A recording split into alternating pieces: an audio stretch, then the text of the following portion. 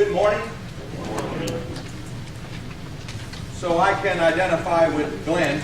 I have the giant print edition. Giant, not large. Large isn't big enough. Giant print edition. The only thing you give up is you can't put notes in the margin.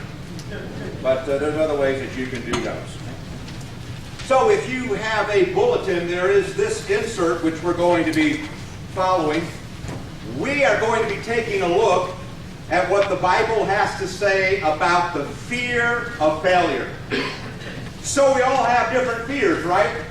Do some of you have a fear of heights? Some of you. Small spaces? So when I go to see my mom, I go on the plane. It can handle 75 passengers. So it's 2 seats on one side and then one on the other side. And I kind of get a little nervous now when people are loading. I have to take a deep breath. Okay, feel kind of like it's closed in. You're kind of like you're in a tunnel or something. And then when everybody exits, it's kind of I just have to take a deep breath. It hasn't always been that way with me. When I was a teenager, you could take me to the fair and you could put me on one of those rides and I could hang upside down all day long. I was fine, but I don't know what small spaces kind of get to me now. Public speaking may be a fear that some people have. I'm still working on that, getting over that. So there are men who make million-dollar business decisions every day, just big business decisions. And at night, when they're in bed and they hear a noise, they send their wife to go check it out. How many of you, if there's a noise at night, honey, would you go check to see what that noise is? And while you're here shaking like this in bed. Failure is one of the top fears in America because we idolize success. And the fear of failure takes on a number of different faces. It can cause you to be undecisive because you're afraid that you're not going to make the right decision, so I can't make any decision at all. It can turn you into a workaholic. I can't relax. I'm afraid I'm not going to have enough money to live on.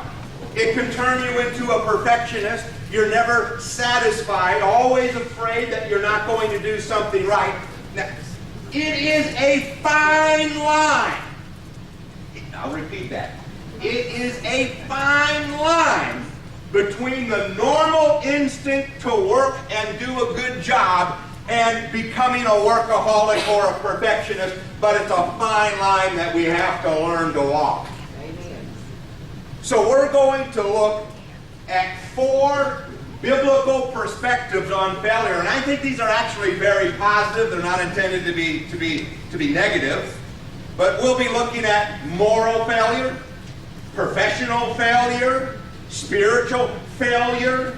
These perspectives have an application to each of those different categories. So perspective number 1, just think about this. Failure validates our humanity. Failure validates our humanity. So in James 3:2, it says, we all stumble in many ways, right? We do.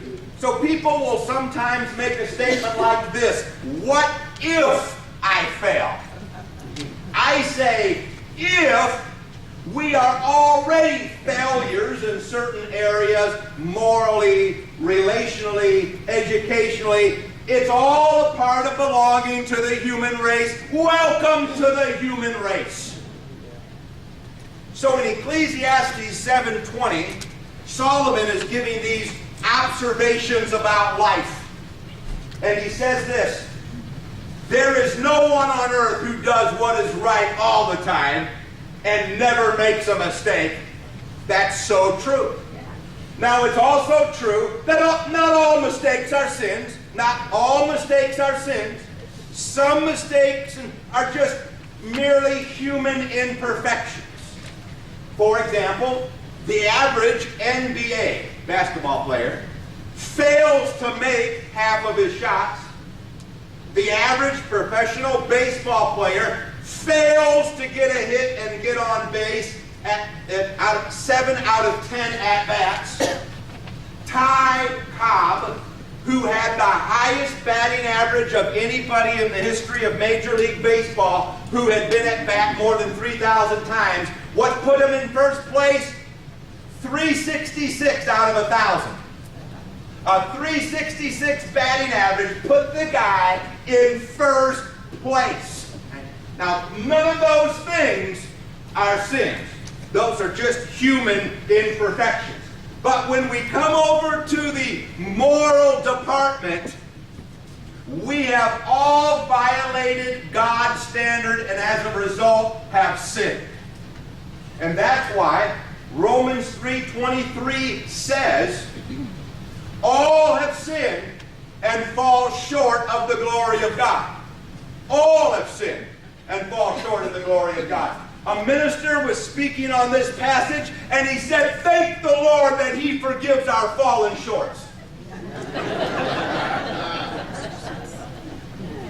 So when you realize you are not perfect morally, yet God still wants to show you His grace, and He still wants to forgive you, the fear of failure will loosen its grip on you. So the first thing we need to remember is that failure validates our humanity. It's just a part of living in a world that is less than perfect. Perspective number 2. Don't over-exaggerate the effects of failure. Don't over-exaggerate the effects of failure. We often blow failure up out of proportion. I'm talking about moral failure, professional failure. It's not the end of the world, and it's probably not going to kill you. So here is a key observation. The fear of failure can be more psychologically damaging than failure itself. So I have a scripture. Proverbs 24:16 says, no matter how often honest people fail, they always get up again. You know what I like about, well, I like the whole passage, but I like even honest people fail. Even honest people stumble. And successful people, people who are a success morally and professionally, are not people who have never failed. They are people who get up and keep going even though it may be in another direction. So the key point is this: sometimes you have to fail in order to succeed. Sometimes failure is the beginning of success. This is 2 Corinthians 4. This is the Apostle Paul. He said, we are hard pressed on every side, but not crushed. Perplexed, but not in despair.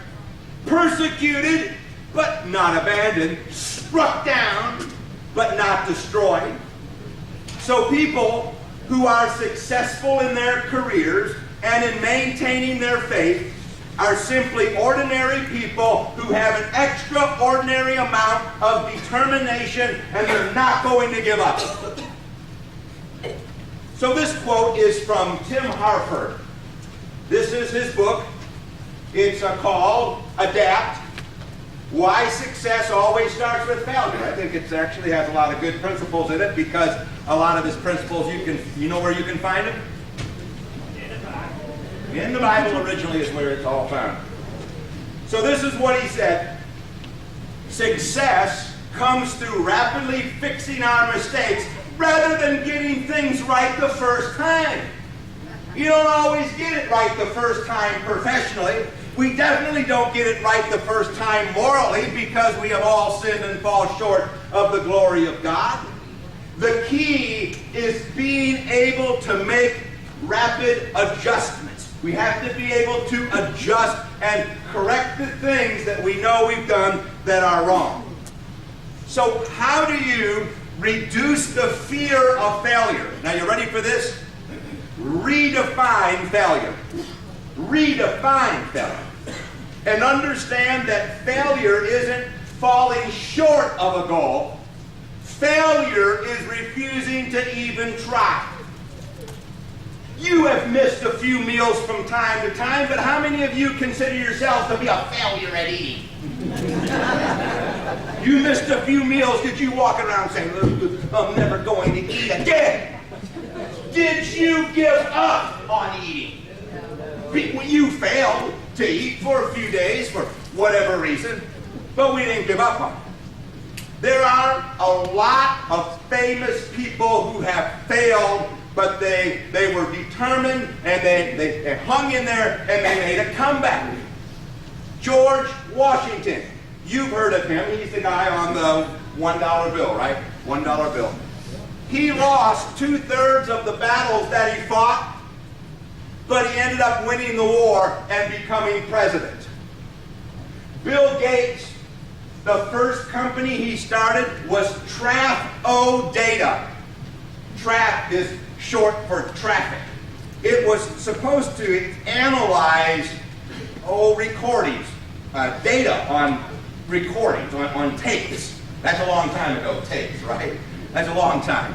And it just went into the dust. But he didn't give up, and eventually he came up with this company called Microsoft.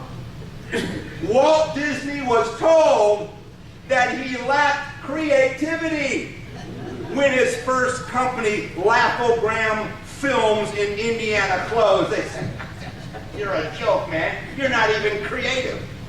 Steve Jobs, I love that Steve Jobs story.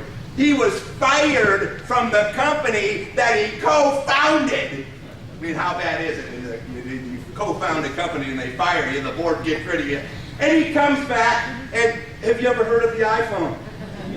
Have you know anything about touch screens? Milton Hershey, the guy started 3 candy-related companies that all failed. Hershey's is doing pretty well. Theodore Geisel wrote a book. It all happened one day on Mulberry Street. Who cares? Turned down 24 times, Theodore Geisel. Well, we know him as Dr. Seuss.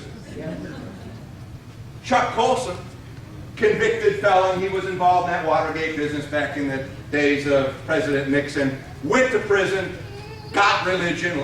Quite a few people can get religion in prison. That's okay. God can use prison. Started a prison ministry. When he got out of prison, this ministry that Colson started expanded, and Colson died a few years ago. But his prison ministry is now the most influential prison ministry in the world. Now, I am not suggesting by these stories that we're all going to end up billionaires. We would settle for millionaires. That's not the point of me telling these stories that ended so wonderfully.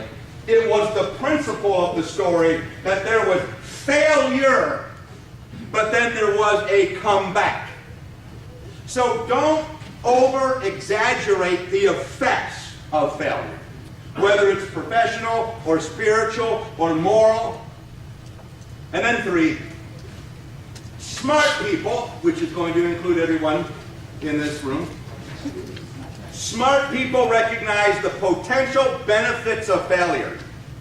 Smart people recognize the potential benefits of failure. Failure doesn't always result in a negative experience. Smart people use it as an education. Yes. So here's Tim Harford again. The primary benefit of failing is the chance to get over our egos. I'm letting that one sink in. Is the chance to get over our egos and come back with a stronger, smarter approach. This is true morally, and this is true professionally. We get over our ego, we say, there's another way that I can do this, there is a smarter approach that I can take. Failure is one of the main tools that God uses to turn us into the people that He wants us to be. Failure. Number 1, God uses failure to educate me. To educate me. Mistakes are often learning experiences, and that's why we have a lot of learning experience in this room. Some lessons are most effectively learned through failure. This is Proverbs 28:13. A man who refuses to admit his mistakes can never be successful. So, how do you become a success? By learning what doesn't work and not doing it anymore. Or finding some kind of an alternative. If you have a weakness morally in some area, then you have to find another way. If you have a weakness professionally or spiritually, don't make the same mistake over and over and over. Make adjustments. And then 2, God uses failure to motivate me. Now, a few things can motivate like failure. This is Proverbs 20, verse 30 in the Good News Translation. Sometimes it takes a painful experience to make us change our ways. So God can use failure, moral failure, professional failure, to get your attention and lead you in another direction. Motivate you to go in another direction. So in the Old Testament, there was a super prophet by the name of Elijah. And I say that because if you've been following any of the nomination process among the Democrats or the Republicans, have you ever heard of superdelegates? They're like people who have like extra voting power. Elijah was a super prophet. There were ordinary prophets, but then there was Elijah. And so Elijah's living down by the river. Everything's going fine down by the river, has water to drink, and God has commissioned the ravens. Twice a day the ravens come with me. In the morning, here come the ravens. They fly in, and they give them something to eat. I don't know, like a sandwich, maybe like a sub sandwich. I don't know. It says specifically meat. God was not like a total vegetarian. He had meat. And then in the evening they brought him meat. So, he's doing well. Had water to drink, ravens bringing him food. Life is pretty good down by the river. But you know what happened? Yeah, the river dried up one day, and the ravens no longer came. God let Elijah's resources dry up because he wanted to motivate him to go in another direction. It was time for him to move on and go see the widow of Zarephath because God had a work for Elijah to do with her. So God can use the failure of something or the lack of something to motivate us to go in another direction. And then 3, God uses failure to build my character. God uses failure to build my character. This is Romans 5, verse 3. We can rejoice too when we run into problems and trials. That almost kind of seems like a contradiction. Rejoicing, running into problems and trials. For we know, this is why we can rejoice, for we know that they are good for us. They strengthen our character. So failure has a way of softening our hearts and making us more sensitive to others. Imagine how difficult it would be to live with you if your life was nothing but a string of unbroken successes. You're difficult to live with now. Even with failures, you're difficult to live with. But imagine if everything you touched was like the god Midas. Everything you touched turned to gold.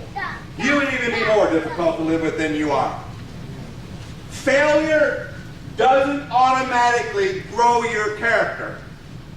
You have to choose to respond to it correctly, and you have to choose to learn from it.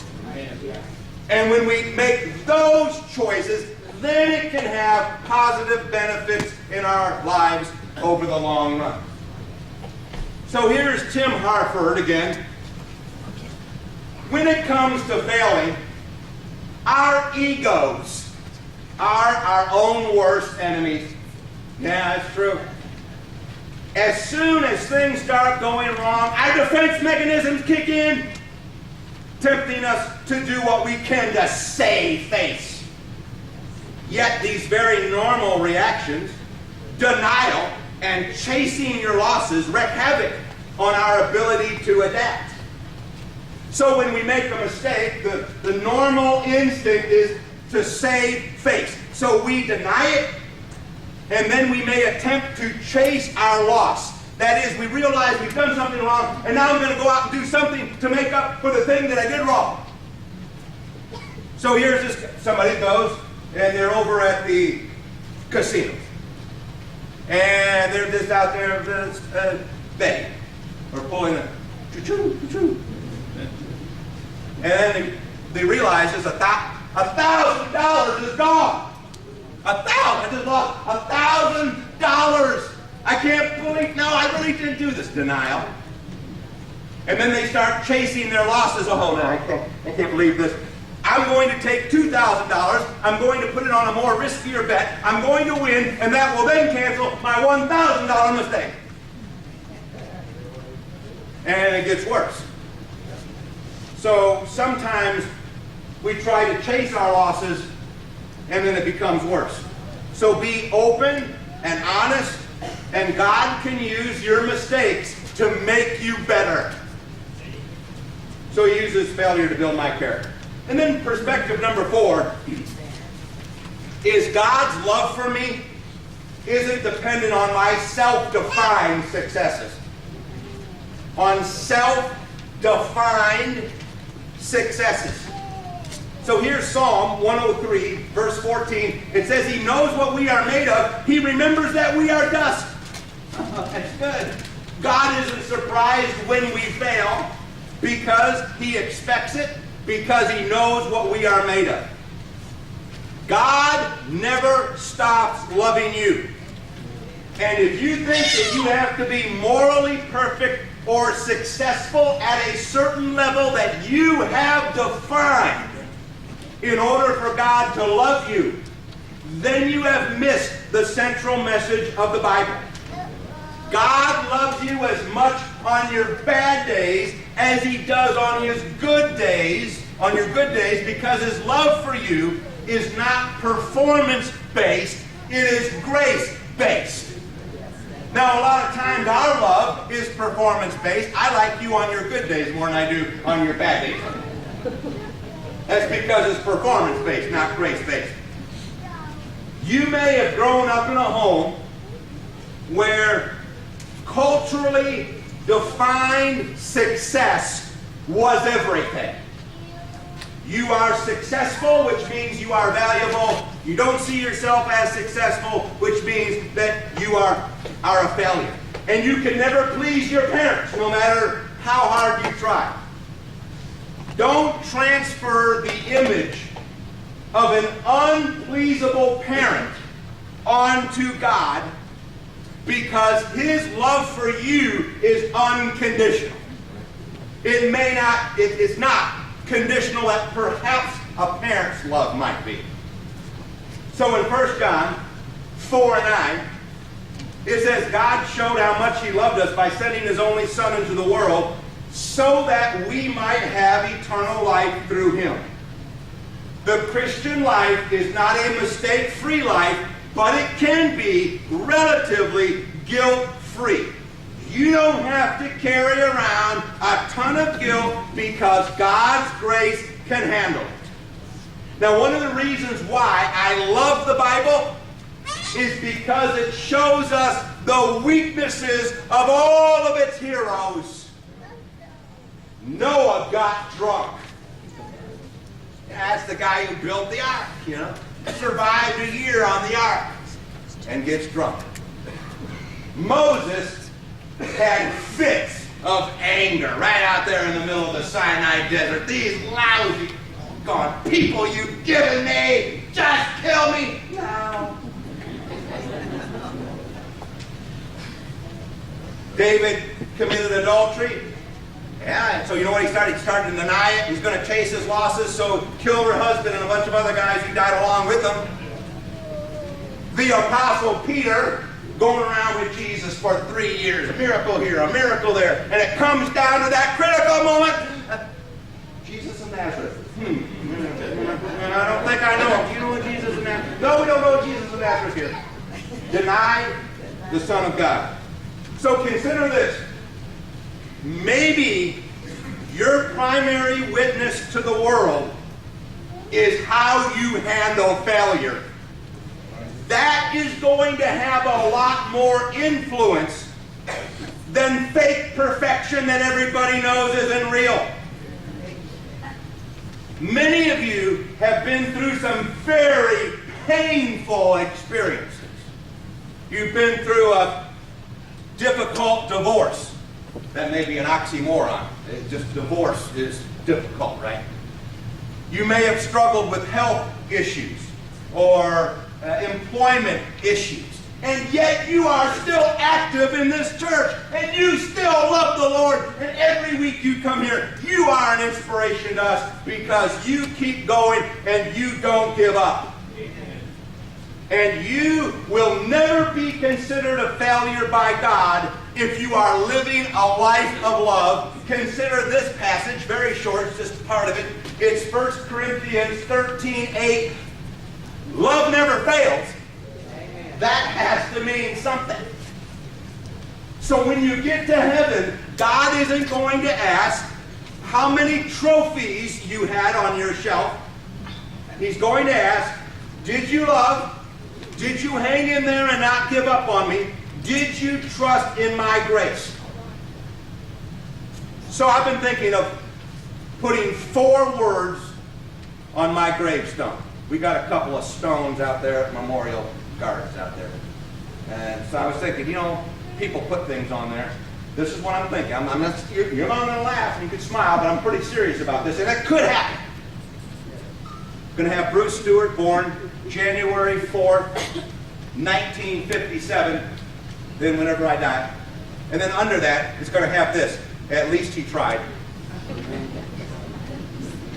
Now, nobody's going to understand that except members of this congregation, and I doubt that people are going to be flocking out there. I can't see members of the, after I'm gone, hey, let's go out this afternoon and see Bruce's grave. That's probably not going to happen. But if you do go out there, you'll know what those words mean. We may not accomplish all of the goals that we set for ourselves, but that isn't going to matter from eternity's standpoint. This is what Norman Vincent Peale said: I'd rather attempt to do something great and fail than attempt to do nothing and succeed. So Jesus told an extended story about failure and the fear of failure. It's in Matthew 25. And I would like for us to think about this story personally and as a congregation. So the master divided his money among 3 of his servants. 2 of the servants took the money, took a risk, doubled their money. A 3rd servant buried it. Didn't do anything. Now, if you and I did not know the story, we would have praised that 3rd guy. He was frugal, and he preserved the asset in tough economic times. And so when the master returned, he said to the one guy who doubled it, well done. Said to the second guy, well done. And said to the 3rd guy, what did you do with it? He said, well, I buried it. But listen, you gave me $1,000. I'm giving you $1,000 back. I didn't lose any of it. And Jesus said, well, why didn't you try? You ready for this? I was afraid. And then you know what happened? After that, Jesus put his arm around him and said, oh, good old friend of mine. He said, you wicked and you lazy, no good servant. I added no good. I'm going to give your money to somebody else who's going to do something with it. Now listen, I am not suggesting you run out this afternoon and buy a franchise. You have to know what you're good at before you take a risk. Ralph Waldo Emerson said this: a true friend is someone who forces you to do what you can do. Sometimes you just need a little push. I see so much potential in you and in our church. Let's not let the fear of failure hold us back from letting God work among us. But we have to give God the opportunity. We can't prejudge everything. We should be optimistic about the future, but we can't be closed-minded about the future. And you know the story about the guy who was on the rooftop and the floodwaters were rising. And, oh, Lord, save me. And the neighbor comes by in a canoe. Here he comes in the canoe. Get in my canoe. No, I'm here. The Lord's going to save me. All right. And then a guy comes by in the boat. Get in my boat. No, I've been praying. The Lord's going to save me. And then the Coast Guard comes, you know. Right there. And the Coast Guard guy right there. Put the harness on. We'll lift you right up. No, the Lord is going to save me. So the Coast Guard leaves. Waters come up that he drowns. And he's in heaven, and he's standing before the Lord, and he's saying to the Lord, I just don't understand during that flood. I was praying for you to save me. And you know the story. God said, I sent the canoe, I sent the boat, and I sent the Coast Guard. That's all that I could do for you. I couldn't put the harness on for you. I couldn't make you step into the boat or into the canoe. So let's not be closed-minded. Let's remain very optimistic. Now, personally, there is only one failure you need to ultimately fear. And that's Hebrews 12:15. Be careful that no one fails to receive God's grace. That's a big one. It is possible to reject God's grace and love to you. It is possible to go your entire life without making any meaningful contact with God. So we don't want to ever fail in the area of receiving God's grace. So a few years ago, I was at this party with realtors. And there is no group of people more diverse than realtors. They come from all different religious backgrounds and worldviews and value systems. So I'm just trying to be friendly. So I went up to a guy, and he had a drink. Had a drink in this hand and had a cigarette. Now, it might seem a little strange for somebody to have a cigarette in the 21st century, but this wasn't at a house. It was in a room at the Mobile Country Club, or whatever that country club is up in Spring Hill. That's where it was. So we were just talking. This is him. And after we talked for a while, and I told him what I did, and he said, so Jesus is your crutch, is he?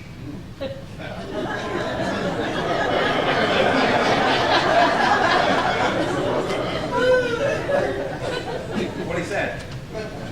I looked at his drink, and I looked at his cigarette, and I said, Jesus is not my crutch, he is my iron lung.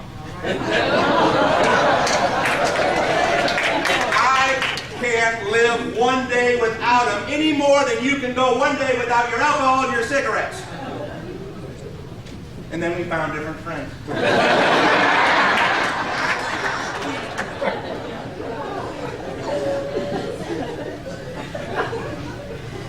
So, we do not ever want to reject the grace that God shows us through His Word, the Bible. The answer to your fears about your future and about your family, about your life, is a person. It's Jesus. And remember that He can forgive all past moral failures. Now, He's not going to wipe them off of the hard drive. The memories are going to be there. But He can give you the inner strength that you need to make a fresh start. He can give you the strength that you need to move on from the past. That's what the promise is for His children who are dedicated and faithful to Him. So if you haven't taken the first step, I would suggest, based on what the Bible clearly teaches, is you need to be baptized. You need to be immersed as a believer for the forgiveness of your sins. Me, if someone whom you choose, can assist you in doing that. That is the start. And then that puts us into his kingdom. That puts us into his family. And then once we're in his family, then there become these family obligations. God is obligated to do some things for us, as long as we're meeting the conditions of being a faithful member of his family. And so we don't want anyone here to miss out on the grace of God. So Joe is going to lead us in an invitation hymn. And if you have a specific need, prayers perhaps, please let us know what that need is while we stand and sing.